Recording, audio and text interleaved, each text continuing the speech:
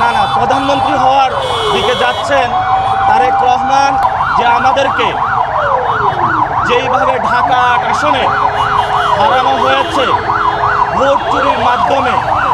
আমি বলেছিলাম আপনাদেরকে এই ইলেকশনে ইঞ্জিনিয়ার তারেক রহমান না প্রধানমন্ত্রী হওয়ার দিকে যাচ্ছেন তারেক রহমান।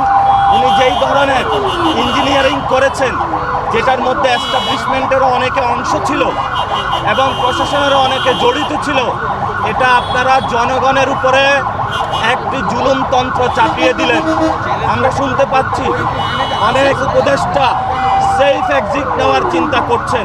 উপদেষ্টাদেরকে আহ্বান জানাবো যে সেফ এক্সিট নেওয়ার আগে সম্পদের হিসাব বিবরণী দিন।